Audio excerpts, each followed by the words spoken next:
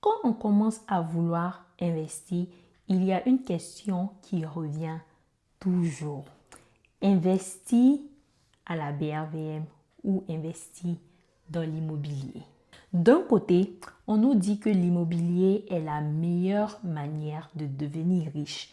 De l'autre côté, nous avons la BRVM qui nous permet d'investir beaucoup moins d'argent et de recevoir des revenus passifs. Alors aujourd'hui, nous allons comparer les deux, point par point, et vous aider à choisir quelle stratégie vous correspond le mieux.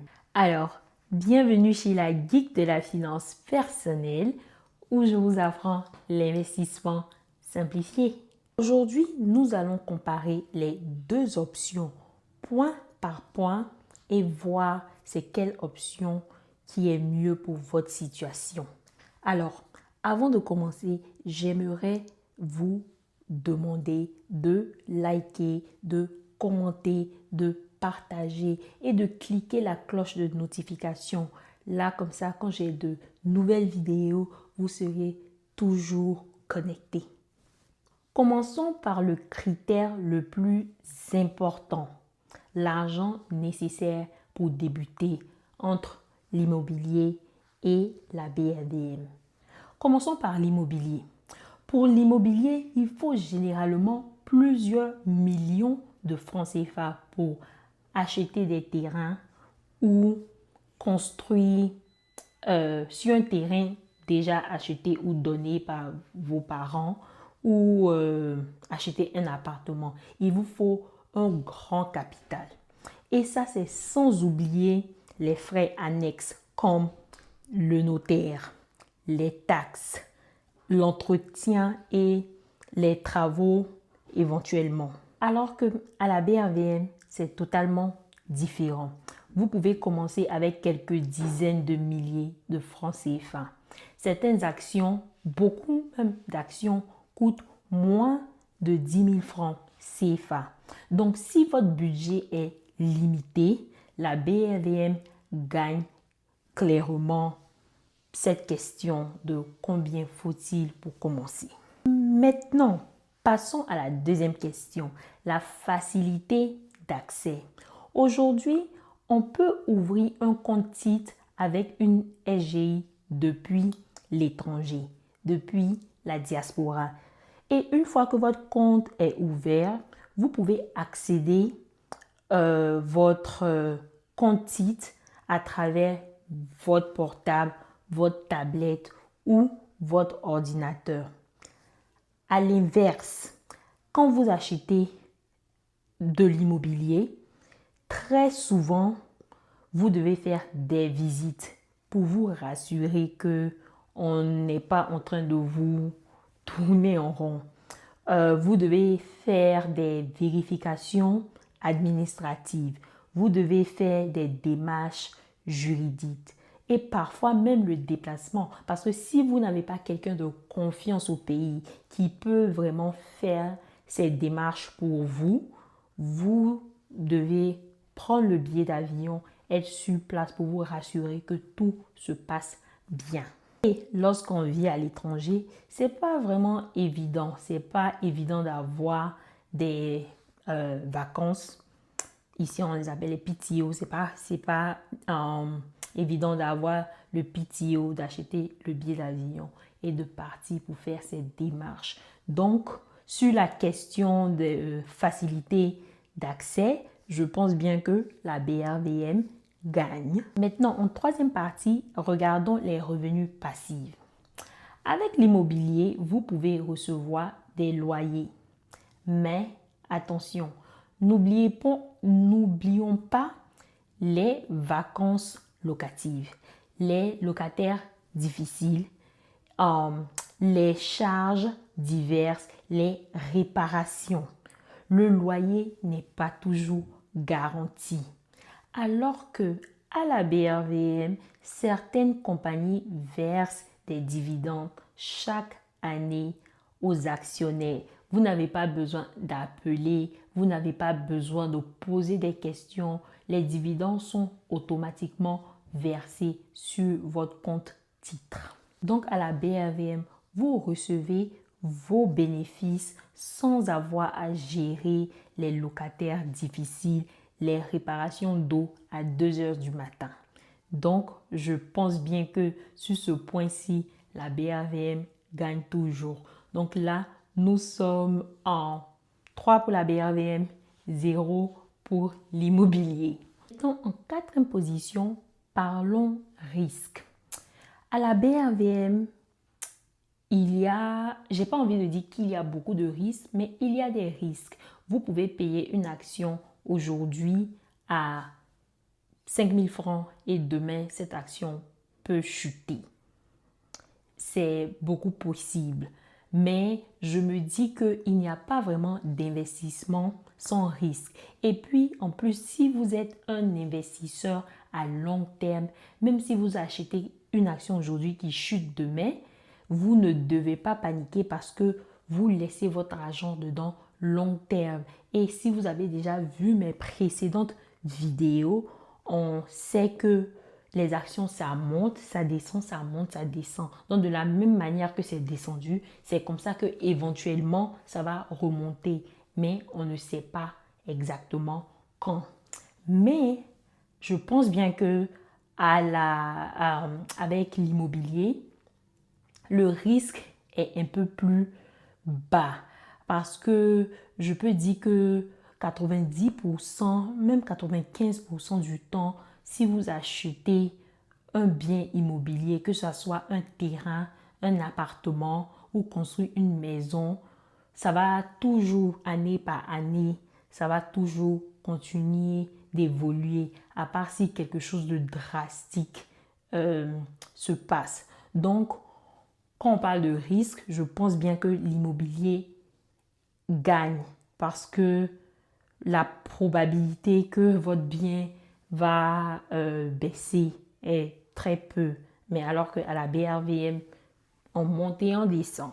En cinquième partie, nous avons la liquidité. Ça, c'est un critère que beaucoup de personnes ignorent souvent. Si vous avez besoin de récupérer votre argent urgemment, qu'est-ce qui se passe? À la BRVM, qu'est-ce qui se passe? Et dans l'immobilier, qu'est-ce qui se passe? Vendre un bien immobilier peut prendre plusieurs mois, voire même plusieurs années. À BRVM, généralement, vous pouvez vendre vos actions beaucoup plus rapidement. Si vous avez besoin de votre argent pour quelque chose, tout ce que vous avez à faire, c'est de passer l'ordre, peut-être dépendant du montant que vous souhaitez retirer. Ça va prendre peut-être 24 heures à 48 heures pour vendre. Et selon votre SGI, ça va dépendre quand est-ce que votre SGI va pouvoir verser cet argent dans votre compte bancaire. Donc, à tout casser, une semaine, maximum 2 semaines, vous avez déjà votre argent. En cas d'urgence, à la BRVM, vous êtes sûr que vous allez pouvoir retirer votre argent plus rapidement. Et avec ça, je veux aussi vous raconter une histoire personnelle pour moi. Donc, en 2019, c'était vraiment quand je commençais à m'intéresser à la finance personnelle. Je voulais voir vraiment comment est-ce que j'allais pouvoir devenir riche avec mon 9 to 5, avec mon boulot. Parce que, bon, on sait tous que travailler vraiment pour quelqu'un, être employé, c'est pas vraiment toujours évident de pouvoir bâtir une richesse. Donc, j'avais commencé à faire des recherches. C'est là que j'ai commencé à connaître la bourse et tout. Mais, étant africaine, en Afrique, on nous parle toujours de l'immobilier. Donc, vraiment, c'est vrai que j'apprenais la bourse, mais aussi, j'avais toujours cette histoire à faire d'immobilier dans ma tête. Donc, j'avais pu économiser 13 millions de francs CFA et j'ai décidé de mettre cet argent, acheter un terrain et j'avais pour projet de construire sur ce terrain et puis de faire une maison de location Airbnb. Donc, c'était le projet. Donc, 13 millions, je mets sur un terrain bien situé et tout. Mais le terrain avait seulement une attestation villageoise. Donc, on n'avait pas encore fini les papiers du terrain. Mais là, je ne connaissais pas trop la bourse. Donc, je mettais un peu d'argent en bourse, mais je me dis, mais je ne vais pas mettre mes 13 millions en bourse. On ne sait pas ce qui peut se passer. Donc, imaginez, ça, c'était 2019. Maintenant, nous sommes en 2026. Donc, à peu près 7 ans. Si je vous dis que jusqu'à aujourd'hui, je n'ai pas tous les papiers complets de ce terrain. Et moi, je me suis dit, je ne peux pas commencer à construire sur un terrain qui n'a pas la totalité des papiers. Je dois avoir le ACD dans ma main pour pouvoir construire. Et puis, même si je voulais construire aujourd'hui dessus, je n'ai pas la liquidité pour commencer à construire dessus. Mais tout ça pour vous dire que 2019, je mets 13 millions sur un terrain.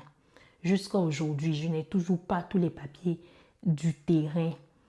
Et ce qui veut dire que même si je vends le terrain, je ne vais pas pouvoir avoir le bénéfice que je veux avoir en ce moment. Mais souvent, je m'assois là et puis je me disais, ok, ça fait 7 ans, cet argent ne me produit pas de revenus passifs, ce terrain ne me produit rien. Alors que si j'avais mis ce terrain-là en bourse, j'ai fait des petits calculs. Donc, si j'avais mis ce terrain-là en bourse et puis disons que chaque année, je gagnais 10% en bénéfice sur cet argent-là, 10% chaque année, au jour d'aujourd'hui, ces 13 millions allaient devenir près de 25 millions. Donc, disons presque le double de ce que j'ai mis. Donc, souvent, je m'assois là et puis je pense, oui, c'est vrai que les 10% de retour sur investissement, c'est pas vraiment donné, mais c'est en average. J'ai pris un average parce que, bon, ça pouvait être moins, ça pouvait aussi être plus. Donc, souvent, je me pose cette question-là. Je me dis que, ok, 13 millions assis comme ça, qui m'a rien donné, alors qu'aujourd'hui, ça aurait pu être 25 millions. Donc, bon, je ne dis pas ça pour vous détourner de l'immobilier, mais et je ne veux pas aussi dire que j'ai fait une erreur parce qu'on ne sait pas dans le futur qu'est-ce que ce terrain-là va pouvoir m'apporter. Mais c'est une expérience que je voulais partager avec vous.